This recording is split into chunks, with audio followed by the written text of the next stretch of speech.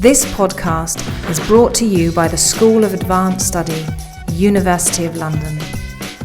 Anyway, welcome. My name is Perez-Simon, and I have put together this series of seminars for the new center.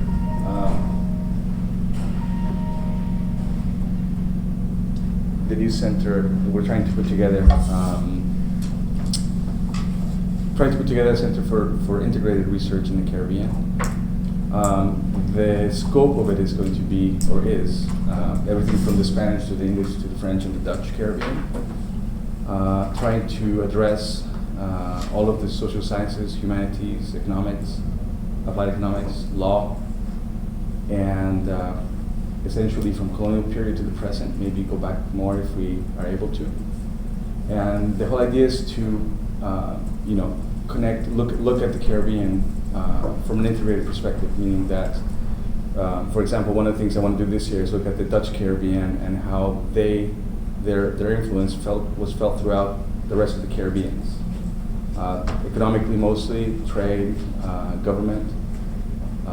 And so essentially ask new questions from all subjects. So trying to bring people together. And with that idea, one of the things that came out from talking to colleagues was that religion was a really difficult thing to conceptualize Caribbean-wise. So that's the reason why we have this table.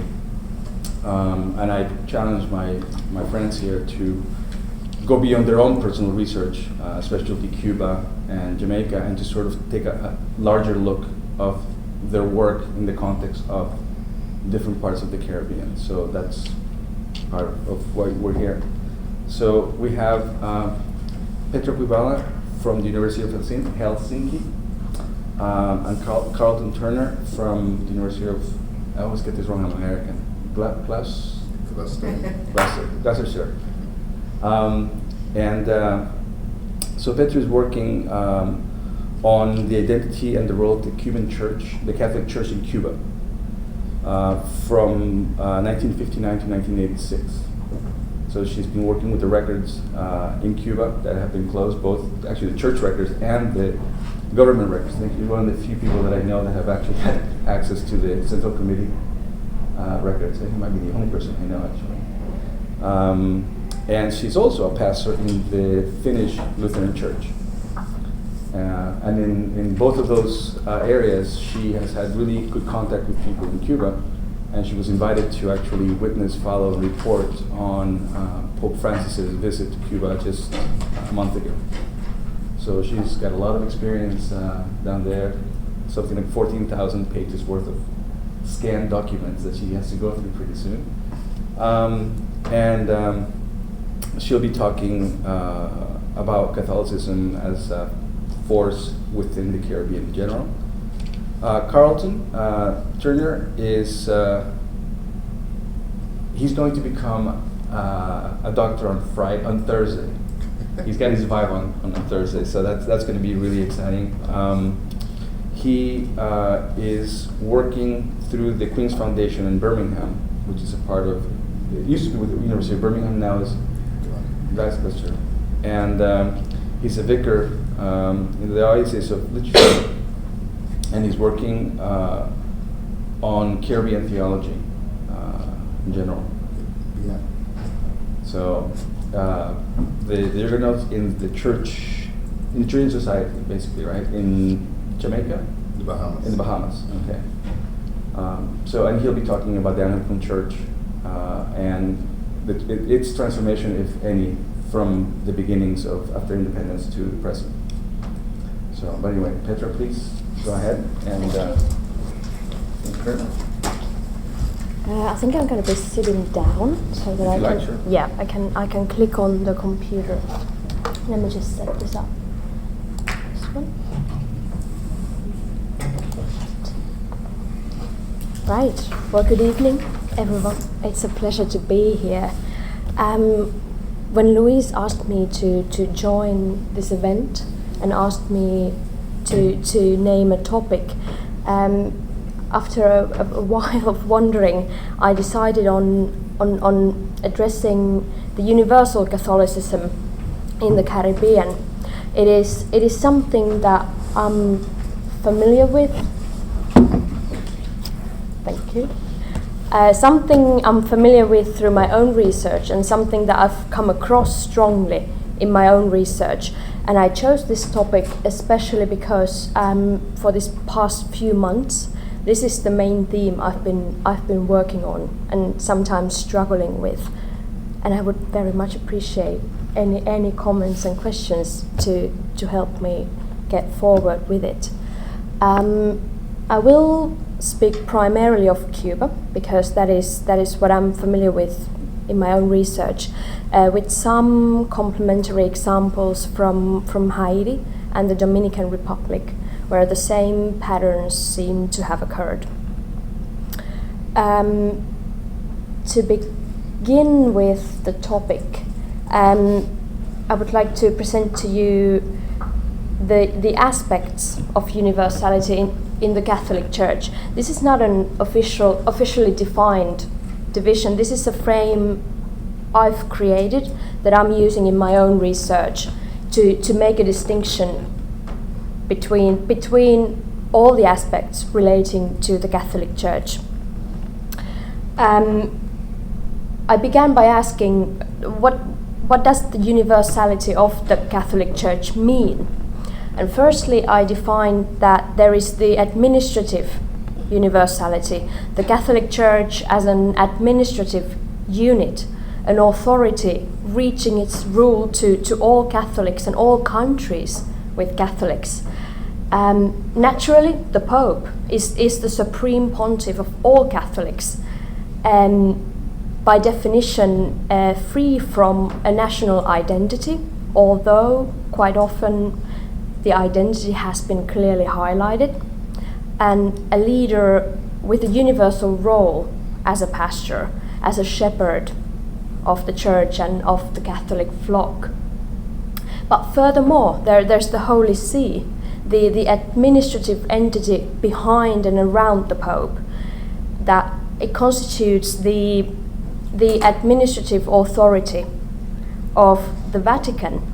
It is seated in the Vatican, but has members representing widely the international church from all countries Catholic. What is interesting is that the Holy See is not only an abstract structure of faith, but is also a diplomatic unit. I think currently the Holy See has diplomatic relations to 180 sovereign states. And in addition to this, the Holy See is also represented in certain international governmental organizations, such as the United Nations. Secondly, I defined that the universality of the Catholic Church is universalism of spirituality. The foundations of the Catholic faith are similar all over the world. The dogma, the official Catholic theological thinking and interpretation that stems from the Bible, the Catholicism, and the tradition is the same in every country. The Catholics in the Dominican Republic confess to the same faith as the Catholics in Cuba or in Sweden. There is a consensus on the tradition of teaching, naturally with certain topics raising questions and a diversity of interpretations from time to time. But even then, there is a common ground on which all Catholics ought to stand and think, teach and confess their faith. And the universality of teaching reaches all the way to the universality of the practices. When the teaching defines the manifestations and expressions of faith, the structures are somewhat similar. And for this reason, the Catholic Mass, for example, it's rather similar in Havana than it is in Eastern Poland. Naturally, there is local variety, and in the context of the Caribbean, I find it interesting that the variety and the practices seem to follow a certain pattern. For example, for the Catholic Church in the Caribbean, one of the key questions has been the presence of the popular belief systems, such as voodoo in Haiti or Santeria in Cuba. And those have also been in key factors of the local contextual Catholic spirituality. Now, yes, with this framework in mind, through my research, I've come to realize that a particularly interesting topic in the context of the Caribbean is the relation of the universal Catholic Church and the local spiritual context, especially in relation with the political systems. The universality of the Church has become one of the main themes in my research when looking into the Catholic Church in the modern Cuban society, especially in the revolutionary era.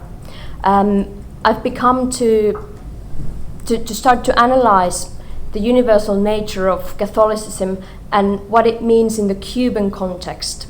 When has it been perceived as something positive or something negative, or how has it influenced the local Cuban Catholicism, or how has it been perceived when looked from the outskirts or outside the church in Cuba? And how has the universal aspect shaped the church-state relations in Cuba? The rough division I've made in my research is that in the eyes of the political system in Cuba, the universal nature of the church has been generally interpreted as a negative aspect to Catholicism, a threat or an obstacle, an issue that should be resolved in one way or another. But then again, for the church in Cuba, the universal character seems to have been not only a curse, but also a blessing in Christian terms. And I would say this was particularly apparent during the first decades of the Cuban Revolution, where the church and the state were struggling to define whether the Catholic religion or the Catholic spirituality could be a component of the Cuban society. And one of the key elements in the discussion seems to have been the universality of the church. I would say that for the Cuban Revolution, it was particularly the administrative universality that caused the problem. It was not in the nature of the national revolution to allow the presence of an international, transnational force in the society. And it was not like that only in the case of the church. The same occurred with, for example, Northern American ideologies or commercial companies. As a part of my research, I've conducted 60 interviews with Cuban Catholics, explaining their identity and their interpretation of the history. And one of the interesting questions that kept springing up in the majority of the interviews was the question of how was the revolution going to solve the confrontation with the universal church. And it's interesting that from a Cuban Catholic point of view, the still existing interpretation seems to be that the revolutionary rule intended to form a national church, to disconnect the Catholic Church from the universal church, to form a national church that would be directly under the rule of the revolution, directly under the rule of the secular. There are no official or written accounts of this, of the intention, but the rumors are still strongly going on the streets. Something dating back to the 60s is still influencing the Catholic thinking and identity in Cuba. And in relation with this, it is interesting that through the administrative universality, the Catholic Church in Cuba was not merely a spiritual community. It was also part of an active transnational, even sometimes political structure and force. And at least in Cuba, I find that the interpretations of the nature of the church have sometimes accounted for more than the factual universality. In addition to the example of the national church, or the intention to create a national church, another example that kept coming up in the interviews was this widespread interpretation of the Catholic Church in Cuba as a battlefield of international political agenda or political influences.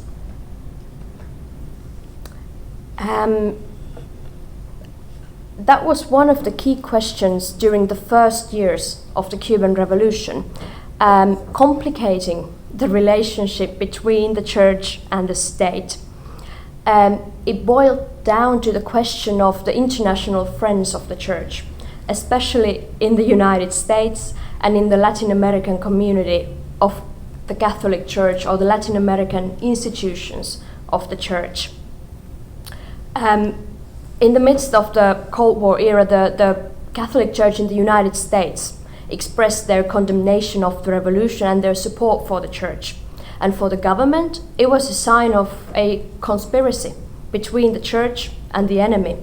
But for the church, it was interpreted as a sign of universal support and empathy. And it could have been an internal topic for the church, but through the interpretation, it became a political issue, not only for the church, but also for the state. Something similar seems to have occurred both in Cuba and in Haiti. In very distinctive political contexts, the universality of the church has accounted for a threat to the national political system, not only for the political, but also for an interpretation of the national identity or the nationally shared understanding of ideology or history. In the cases of Haiti and Cuba, what I find interesting is the reaction of the universal church, the universal defending the local. For example, both in Cuba and in Haiti, the universal administration of the church rose up to react, expressing condemnation of the restrictive acts, denouncing the political leaders. In Haiti, President Duvalier faced the most forceful action of the universal church, the excommunication, expulsion from the ecclesiological community. In Cuba, the excommunication of Fidel Castro was never officially publicly declared, but the rumors of a discreet excommunication are still alive, as are the rumors and interpretations of this as a sign of the universal church protecting the local community. In the Dominican Republic, from this point of view, is an interesting case. The relations of the church and the state, especially in the era of Trujillo, have included an element of universal tension. The national church constituting a friend of the regime while supporting it, but turning into a threat when removing support, and looking for the support of the universal church when in need of a defender in the local context. For example, the Concordat of the Dominican Republic and the Vatican would be a prime example of the administrative efforts of the Holy See to influence in the local conditions.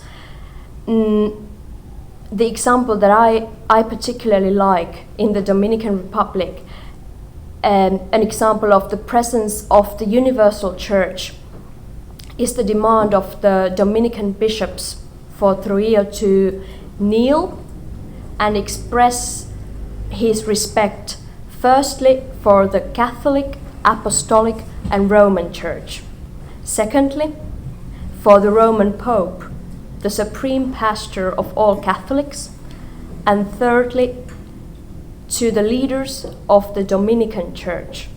In other words, to recognize the presence of the universal within the local, and to recognize the local through recognizing the universal.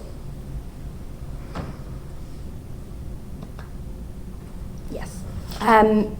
I think these examples show that while the universality has been a threat to the political system, both the administrative and spiritual universality has accounted for a sort of a safety net for the church in the political context. At least in Cuba, the interpretation is that the spiritual universality has been an equivalent of perseverance and endurance. It also because it accounts for a greater unity and a sense of community, not only in the present, but also in regard to the past and the future generations of the same belief system and a transnational community of believers. For the church, as an institution, as an organization, the administrative universality has offered a backup, a sound backup, a big brother, as I was told in Cuba. It is ironic that the same structure that has been the source of the tension has also worked for resolving the tension. I was told by one of my interviewees that throughout the most controversial years of the church-state relations in Cuba, it was the sense of universality within the local that kept the church going. It might have also been the key factor in the Cuban state in refraining from making any lethal moves on the church. The different interpretations of this conflict are still alive in Cuba, and it may even be that the past interpretations and interpretations of the past account for more than the factual current situation. In the 60 interviews that I have conducted in Cuba, the universality has been a constant favorite topic, and it was brought up in most of the interviews. I have an example of how one of the interviewees, a Catholic lay lady who used to work for the Holy See's diplomatic corps in Cuba, remarked the role of the universal church.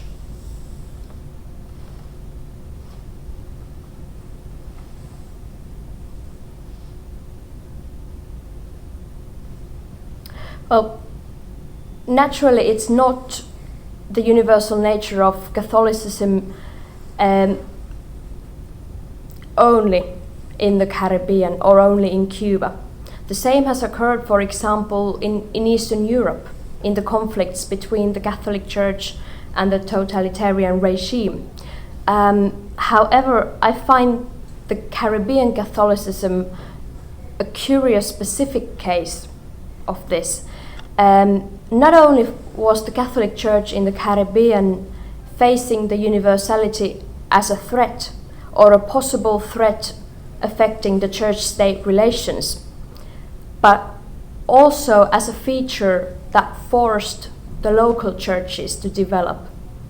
A particular feature in the Caribbean Catholicism has been the position of the Caribbean Catholicism in between the European and Latin American Catholicism, with all the history tied to the colonialism and the presence of the European Catholicism, but also facing the formation of a distinct Latin American identity of Catholicism, or the Latin American currents of theology and spirituality.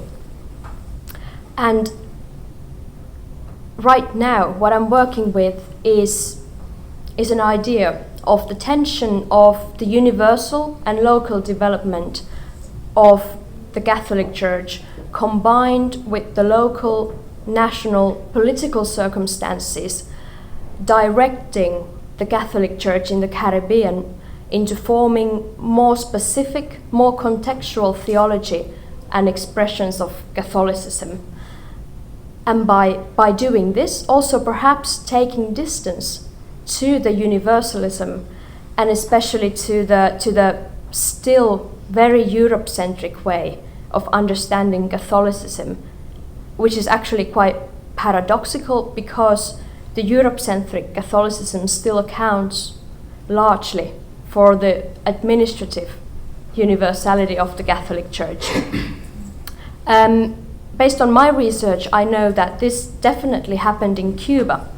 As the revolution expulsed the foreign, mostly European priests, based on the threat of the universality, the Church was forced to develop a model of Cuban Catholicism, of Cuban Catholic theology, of Cuban way to operate as a church. And I'm under the conclusion that something similar occurred in Haiti with the expulsion of the foreign priests and the nationalization of the church out of necessity.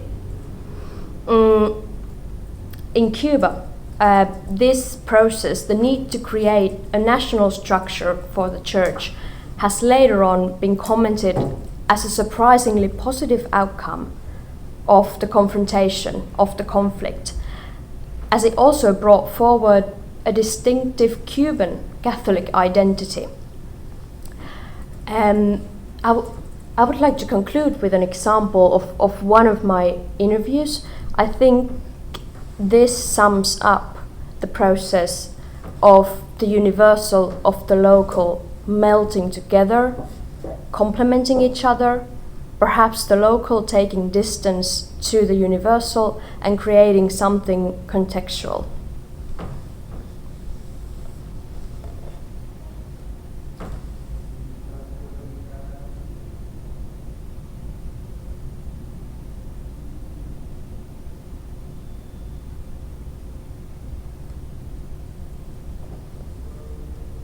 That's it. Thank you.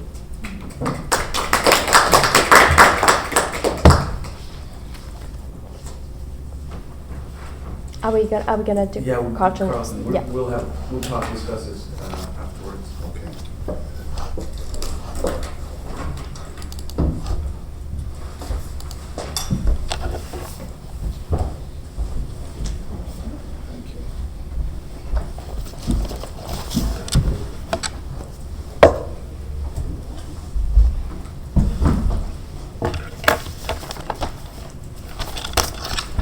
Thank you, everyone, and thank you for having me.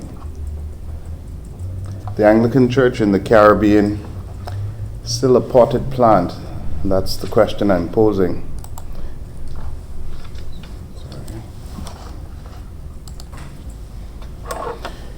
Ashley Smith's Real Roots and Potted Plants contends that the Church in the Anglophone Caribbean remains an imported entity, struggling to make deep indigenous connections. My presentation argues that considering the emergence of the Protestant Church in the Anglophone Caribbean, with particular focus on the Anglican Church or the Church of England, Smith's thesis remains accurate. Ultimately, what has been consistent with the Anglican Church in the Caribbean, even while acknowledging its complex history in the region, is what I describe as a hermeneutic of dichotomy that has continuously vilified indigenous cultural heritages as counter to the gospel message or inappropriate for church liturgy and worship.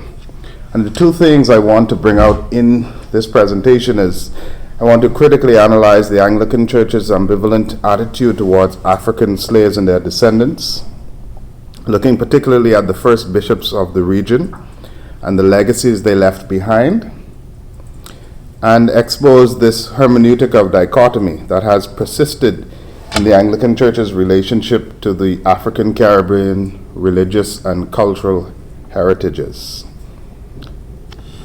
So, I'll start by doing a bit of historicizing.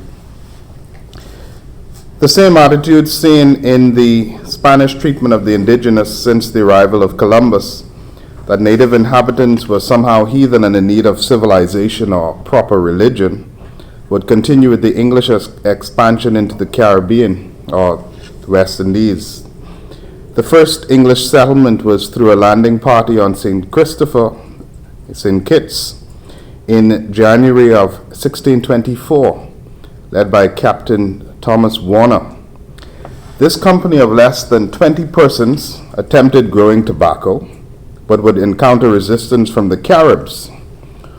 Warner received authority from Charles I in 1625 to propagate the Christian religion, and upon returning to the island brought with him the first Protestant clergyman by the name of Master John Featley. The arrival of the English throughout the other colonies would automatically be the arrival of the Church in England to the islands.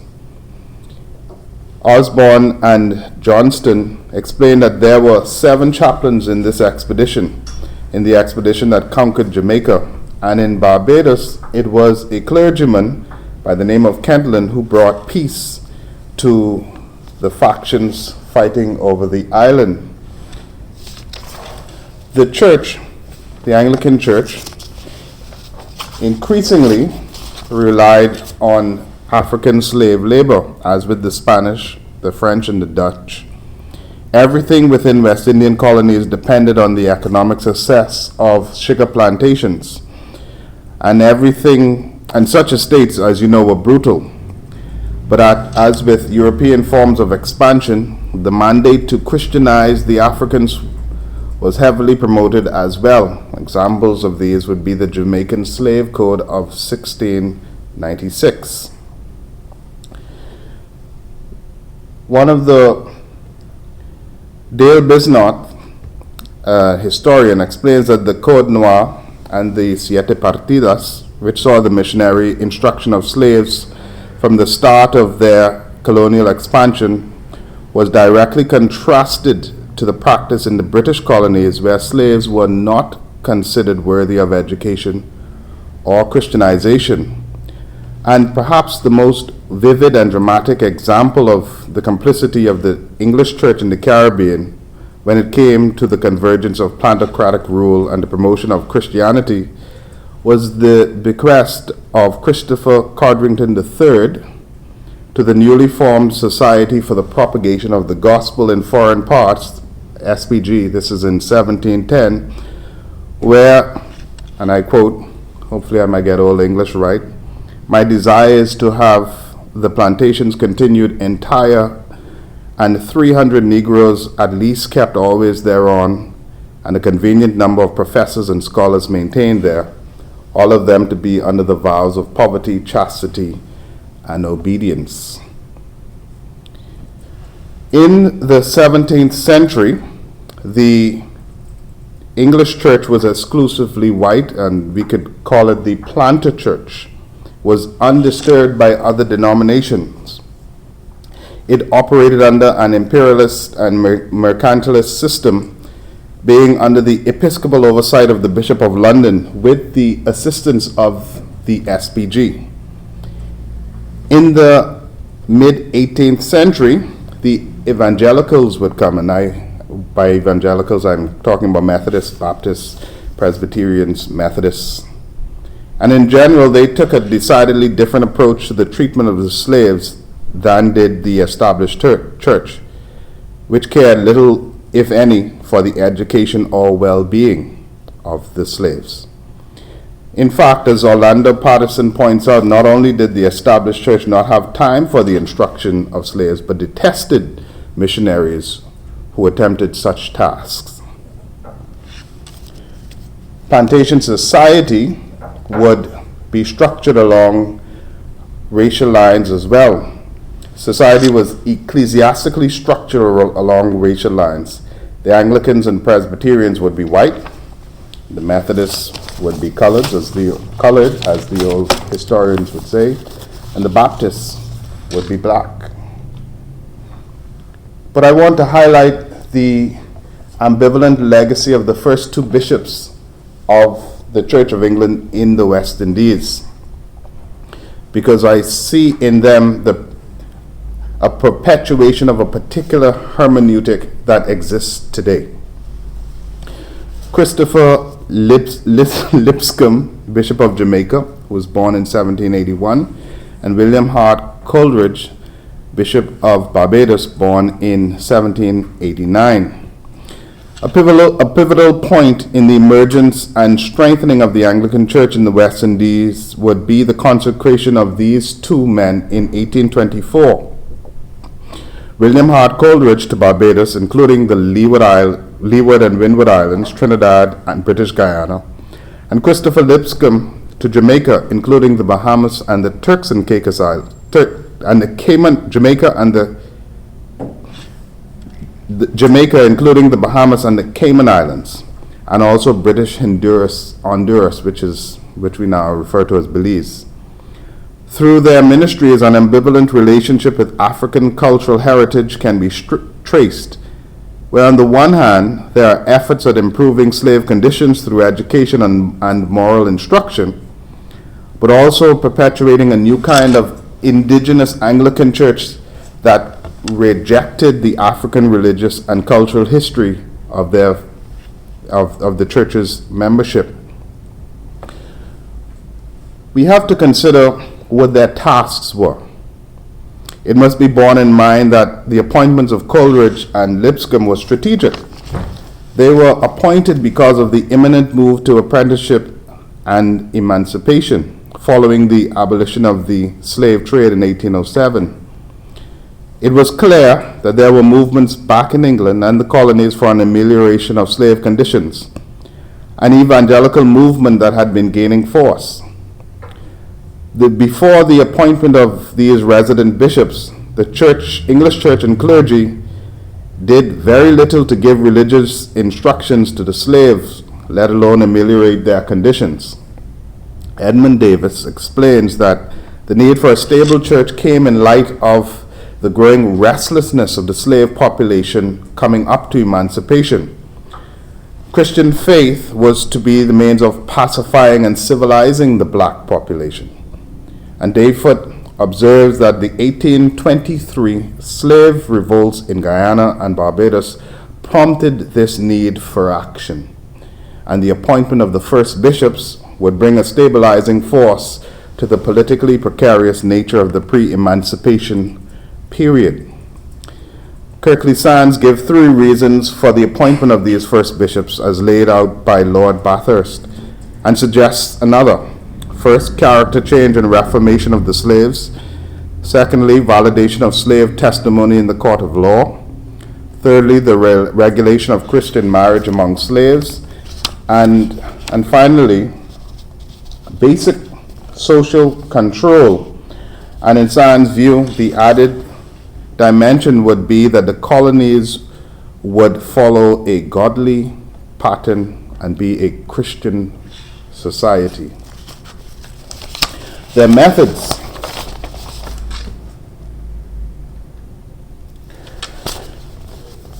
In preparation for emancipation, education of the former slaves and their descendants became priority, and the civilizing project was largely taken on by missionary priests from Great Britain, and the erection of churches and congregations increased. It must not be underestimated how much investment and cooperation went into the education of slaves. Keith Hunt reminds us that in 1835, Parliament voted that £30,000 be granted yearly for the education of ex-slaves. Both the Church of England and missionary agencies were eligible to receive these monies. And while colonial legislature relied on this education to come from the church, Hunt explains naturally the syllabus and curriculum reflected the desire of the educators to pacify the masses and to make them into industrious and a God-fearing labor force. And under education, I have the Book of Common Prayer, which was the model they used. The picture I have at the top right is, do you know this picture? No? It's Codrington, what we now call Codrington College, where I was trained as a priest. It was a plantation. It is the what was the plantation whereon 300 slaves were to be kept. And it became a training center which still exists today. And also missionary work from places like the SPG. Supply priests would come to make sure that the church would go strong and slaves would be educated. But what of the inclusion of slaves and their customs into the worship of the church? This ideal of a Christian society which conflated religious formation with civilization did not address the strict hierarchical social order central to the plantation society. Churches were structured along racial lines. Goodridge explains that even though Coleridge embarked upon a phenomenal building program to accommodate the influx of slaves in light of emancipation, those churches still remain racially segregated. This was the pattern throughout the British Caribbean, British West Indies. In the Bahamas, which then came under the Diocese of Jamaica, mother churches built before emancipation were racially segregated. And one of our historians explains how the blacks, precisely because of the system, began moving outside of those churches into the inner city and built their own. Moreover, both bishops saw slave customs as a tremendous challenge. Even though Coleridge instructed his clergy to speak and preach in as much of the vernacular as possible to the slaves, and even though he encouraged worship to be more appealing to them by using more animated worship, more songs, and congregational singing, for example, he was deeply suspicious of their cultural practices. In the colonies, Lipscomb saw moral and religious education as being of the greatest importance. He reasoned that Christian nurture would result not only in man's happiness, this is a quote, and the public good, but also in the banishment of ignorance and poverty from the British domains.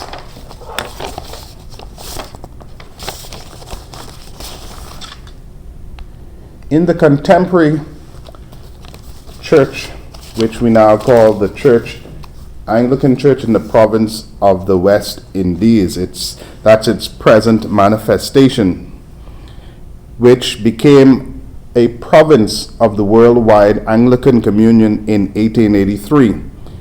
It comprises 8 dioceses, reflecting the presence of Great Britain in the region.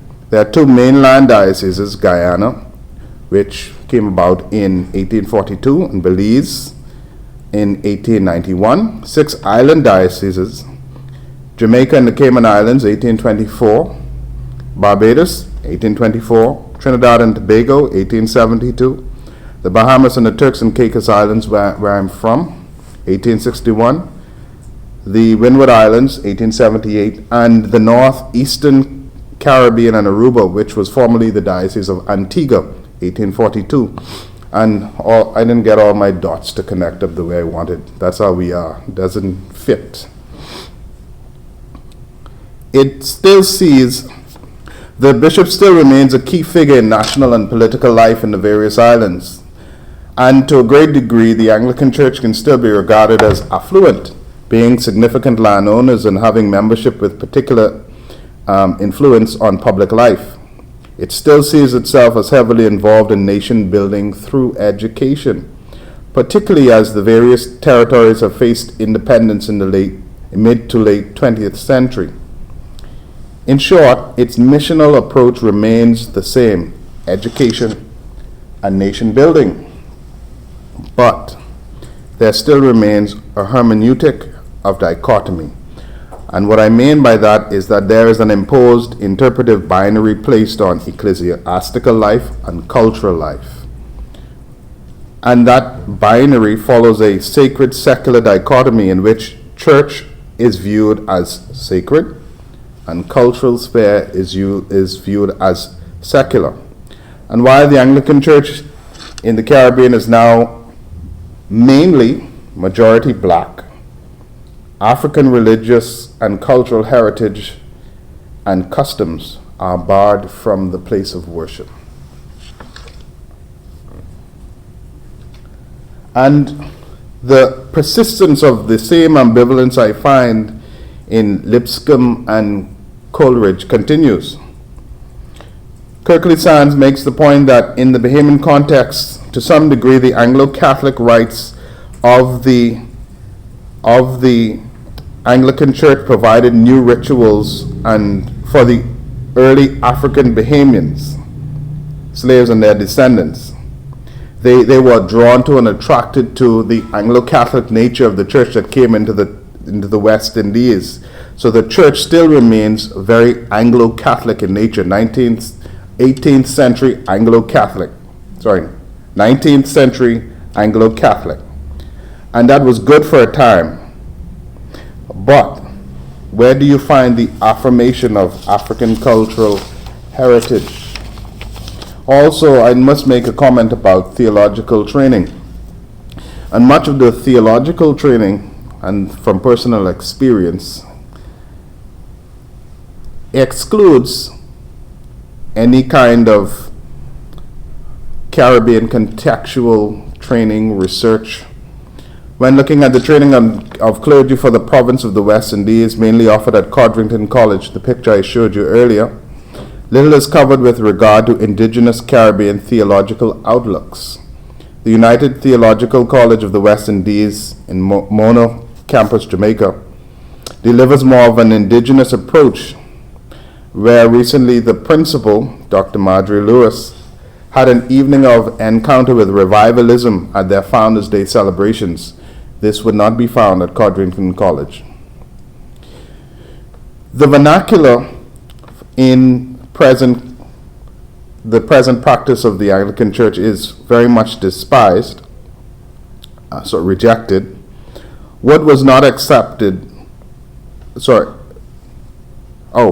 also religious and cultural forms such as Jonkanu and Obeah are long been seen as belonging outside the church, outside of religiosity, outside of the very life of the church. For slaves and their descendants and contemporary Anglicans today, what has been rejected was the racism and rejection of the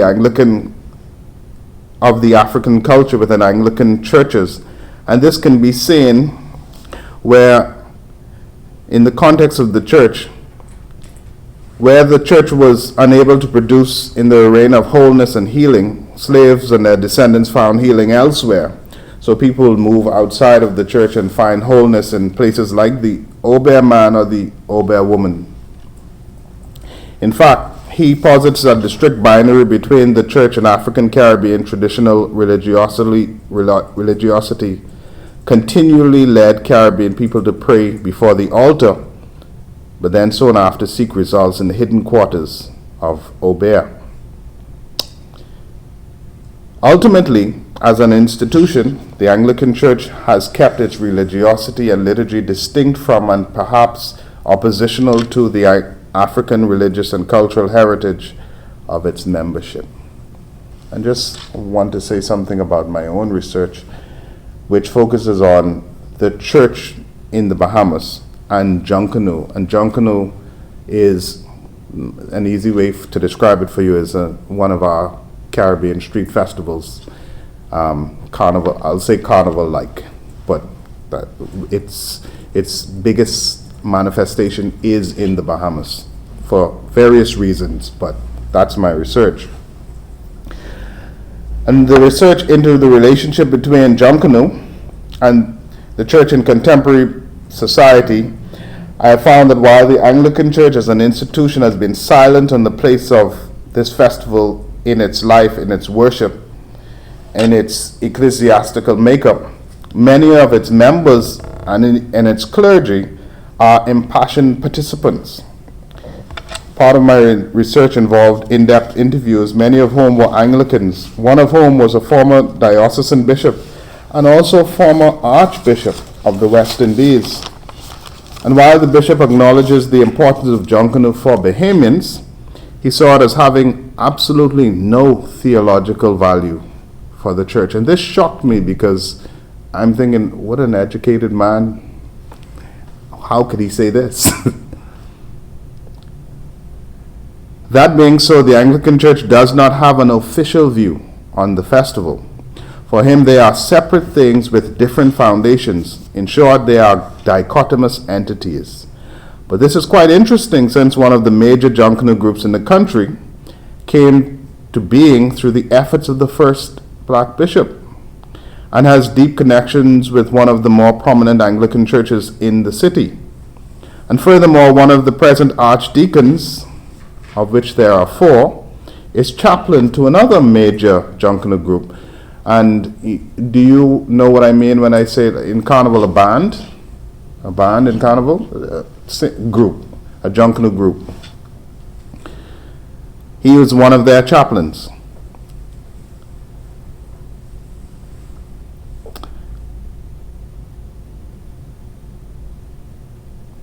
And despite this reality, the church as an institution still, with all these many connections, still positions itself as distinct from the festival.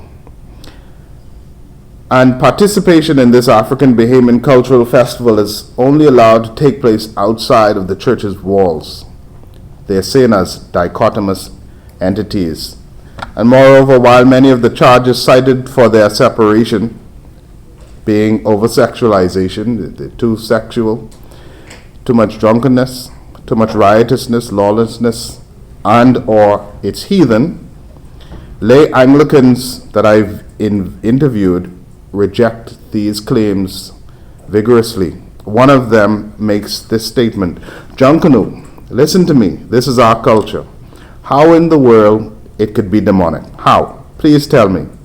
Carnival, from 0 to 101 Trinidadians take part in Carnival. That is their culture, and they're serious about it. How it could be demonic?